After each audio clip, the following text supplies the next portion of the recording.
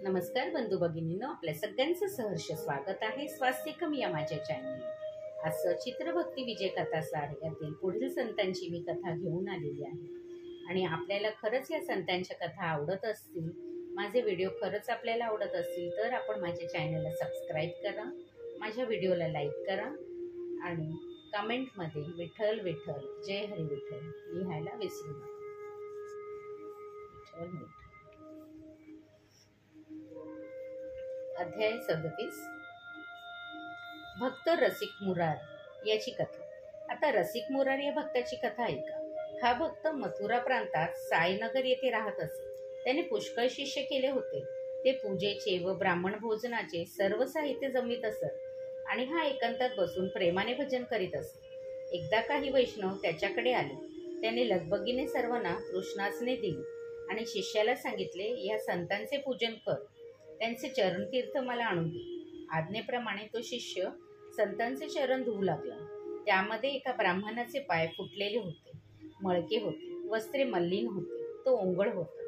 शिष्याच्या मनात आले, याचे चरणतीर्थ घेतले तर तत्काळ वांती होईल, पण करणार काय? गुरुची आज्ञा। त्याने ते चरणतीर्थ गुरुला आणून दिले आणि मुरार याने तो प्राशनही केले। त्याने आपल्या सर्व शिष्यांना जवळ बोलवून म्हटले, आज तीर्थ घेतले खरे, पण फार बेचव लागले। कोणीतरी मनात विकल्प आणला असणार, तुम्ही मनाशी विचार करून काय ते उत्तर सांगा। सर्वजण स्तब्ध बसले, पण ज्याने त्या ओंगळ ब्राह्मणाचे चरणतीर्थ आणले होते तो पुढे झाला व म्हणाला, गुरुजी, मी खरे सांगतो, मी संतपूजन केले, त्यात एक ब्राह्मण अमंगळ होता, मला किळस आली, मी त्याचे चरणतीर्थ घेऊन आलो, पण मनात विकल्प आला। रसिक मुरार तत्काळ उठला, तो ब्राह्मण शोधून काढून त्याला दंडवत घातले, स्वच्छ पाणी घेऊन त्याचे पाय धुतले व पुसले, त्याला जवळ घेतले, त्याच्या पायाच्या अंगठ्याला पाणी लावून ते तीर्थ म्हणून स्वीकारले आणि म्हटले, आहा, आता तीर्थ चविष्ट लागले। सर्वजण आश्चर्य करू लागले। या मुरारी स्वामीचा स्वभाव कळणे कठीण आहे। संत चरण तीर्थाची गोडी मुरार स्वामींनाच कळली असेल। उदगीर ते काढू लागले। आलेल्या वैष्णवांनी त्याच्या डोक्यावर हात ठेवून तुला लवकरात लवकर कृष्णदर्शन होईल असा आशीर्वाद दिला।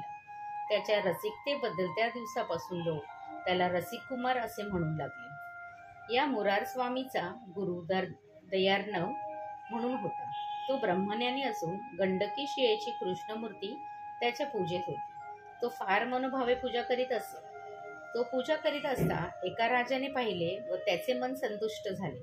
त्याने 4 गावांचे वतन दर्यानव चे नावे दिली। या 4 गावातील कर वसूल होईल तो आपण संतपूजेस उपयोगात आणावा। 4 गावे इनाम मिळावी म्हणून दयार्णव आश्चर्य करू लागला। काही वर्षे गेली। दयार्णवाचे व्रत उत्तम चालले होते, पण एक विघ्न उघडले। एक दृष्ट मनुष्य राजाच्या दरबारात गेला। त्याने पैसे चारून इनाम जमिनी आपल्या नावे केल्या। तो दयार्णवाच्या गावी आला आणि त्याने 4ही गाव जप्त केले। दयार्णवाचे रसिक मुराराला पत्र लिहून पाठविले की तू जरी जेवत असलास तरी जेवण टाकून तसाच इकडे ये। ते पत्र मिळाले तेव्हा तो खरोखरच जेवत होता। तो तसाच उठला व तडक निघाला। तोंडाला उष्टे लागलेच होते, हाती तसाच उष्टा होता। त्याला आलेला पाहून दयार्णवाने विचारले, हे काय, तोंडाला अन्न कसे लागले आहे? तेव्हा तो म्हणाला, गुरुवर्य, तुमच्या पत्राप्रमाणेच मी जेवताना उठून आलो आहे। दयार्णवाला फार बरे वाटले। त्याने मग आपली 4 गावे एका दृष्ट माणसाने जप्त केल्याचे वृत्त सांगितले। तो दुर्जन कोणाचे ऐकत नाही।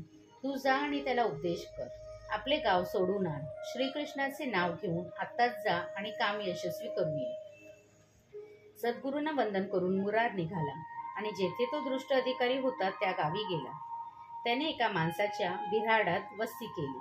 आसपासच्या लोकांना आपला हेतू सांगितला तेव्हा ते म्हणाले, तो चांडाळ वैष्णवद्रोही आहे, तुम्ही तेथे उतावळीपणे जाऊ नका, तुम्ही केवळ सात्विक भक्त आहात, तुमचा उपदेश फुकट जाईल, आम्ही काहीतरी युक्ती करून तुमचे काम साधून देतो। मुरार म्हणाला, अहो, कार्य तत्काळ कर अशी मला गुरूंची आज्ञा आहे, मी तडक जातो। त्याने गाव दिले नाहीच तर आमचा काय उपाय आहे? इकडे त्या दुर्जनाला कोणीतरी सांगितले, अहो महाराज, आपण इनाम सोडून घेण्यासाठी रसिक मुरार येत आहे। त्याची दृष्टी पडताच माणसांचे मन पलटते। त्यावर मोहिनी पडते. सांभाळा हो. ते ऐकून तो चकित झाला. मग त्याने युक्ती केली. त्याने एक हत्ती आणला. एका पैलवानाला एकांतात सांगितले, तू रस्त्यात हत्ती उभा कर आणि रसिक मुरार माझ्या भेटीला येत आहे, त्याला वाटेत गाठून हत्तीकडून त्याला मार. हे काम केलेस तर तुला पुष्कळ पैसे देईन. इकडे रसिक मुरार आपल्या भक्तमंडळीसह भजन करीत निघाला. काही लोकांनी हत्तीला घेऊन पहिलवानाला तयार झालेला पाहिला होता. ते धावत आले आणि रसिक मुरारला सांगू लागले, त्या दृष्टाने तुम्हाला मारून टाकण्यासाठी हत्तीला पाठवलं आहे. मुरार म्हणाला, अहो, हा देह नश्वरच आहे. तो सद्गुरूच्या चरणी लावला तर सार्थकच होईल. न भिता मुरार तसाच पुढे चालला गेला. पण त्याच्या पुढे चाललेल्या शिष्याने जेव्हा हत्तीला पाहिलं तेव्हा ते घाबरून पळू लागले. अहो, पळा पळा, हत्ती आला, आपण मरून जाऊ, असे ते मुराराला सांगू लागले. मुरार म्हणाला, अहो, तुम्ही एकनिष्ठेने गुरुपदेश घेतला ना, मग देहाचा लोभ धरून इथून जाऊ का म्हणता? मग तुळशीची माळ गळ्यात घालून स्वतःला गोवून का घेतला आहे? त्या सर्वांनी भराभर आपल्या गळ्यातील माळा काढल्या आणि सद्गुरू सुटलो तुमच्यापासून असे म्हणून ते सारे पळून गेले. ग्रामस्थ लोक हळूहळू लागले. एकटाच मुरार भजन करीत पुढे चालला. तिकडे पैलवानाने हत्तीला त्याच्या अंगावर पिटाळले.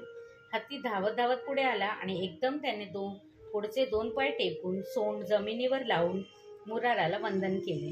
लोक थक्क होऊन पाहत राहिले. तेवढ्यात मुरारने त्याच्या शिष्यांनी टाकलेल्या साऱ्या तुळशीच्या माळा जमा केल्या, त्या हत्तीला घातल्या आणि रामकृष्ण नारायण या नामाचा उपदेश त्याच्या कानात सांगितला. लोकांनी टाळ्यांचा गजर केला. रसिक मुरार हत्तीच्या कानात काय सांगत होता? गजराज, आता पुढे उन्मंतपणा सोडून दे. आपले मन परमेश्वराकडे लाव. प्राण गेला तरी आज्ञा उल्लंघू नकोस. हत्तीने पुन्हा दंडवत घातला. लोकांनी धावत जाऊन हा सारा प्रकार त्या दृष्ट माणसाला सांगितला. ते ऐकून त्याला फारच आश्चर्य वाटले. तो रसिक मुराराला शरण आला. मुरार त्याला म्हणाला, आमच्या गुरूंची इनाम गावे सोडून द्या आणि या हत्तीलाही मुक्त करा. त्या अधिकाऱ्याने त्याप्रमाणे सनदा परत दिल्या. मुरार हत्तीला बरोबर घेऊन परत निघाला. त्या हत्तीचा स्वभाव पार पालटला होता. मुरारने आपल्या गुरुच्या हाती सनदा परत दिल्या. शिवाय आता हत्तीही आला होता. तो हत्ती ज्ञानी झाला होता. तो रात्री हरिकीर्तन ऐके, दिवसा अरण्यात जाऊन इंधन घेऊन येत असे, पत्रावळीसाठी पाणी घेऊन येत असे. वैष्णव जेवले की त्यांच्या उष्ट्या पत्रावळी तेवढ्यात खाई. ठाकूरद्वारी भागवत वाचले जात असे, तो हा नित्य श्रवण करील. काही दिवसांनी रसिक मुरार भक्तांसह तीर्थयात्रेला निघाला. हत्तीही त्याच्याबरोबर चालला. लोकांनी आपले वस्त्रे व भांडीकुंडी यांचा बोजा त्या हत्तीवर चढविला.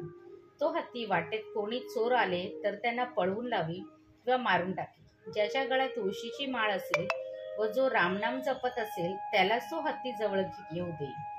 ही सर्व मंडळी तीर्थे पाहत पाहत अरुणावती येथे आली.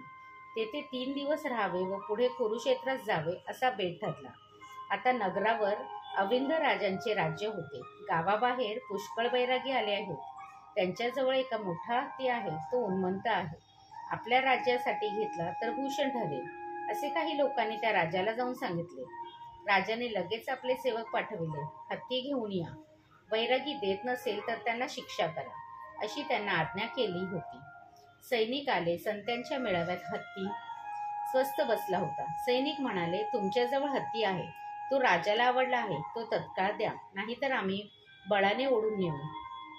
वैष्णव संचित झाले. या अविंद राजाला धर्मनीती सांगण्यात काही अर्थ नाही.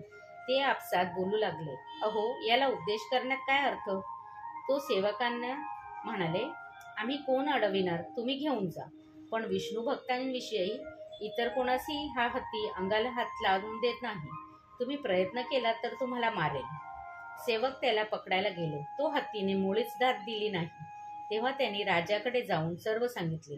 राजा माहुताला म्हणाला, तू आता अशी युक्ती कर, तू वैष्णवाचा वेश घे आणि रामनाम घेत हत्ती पकडायला जा, म्हणजे तो पकडला जाईल.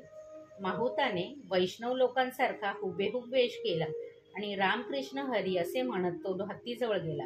हा मनुष्य नेहमीचा वैष्णव नाही असे हत्तीने ओळखले.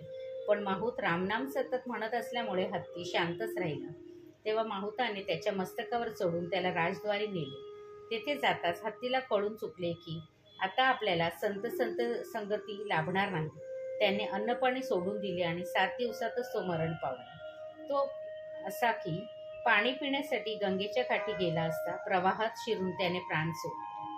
विठ्ठल विठ्ठल जय हरी विठ्ठल विठ्ठल विठ्ठल. श्री विठ्ठल रखमाई पर्णमस्तु. शुभम भवतु शुभम भवतु शुभम भवतु.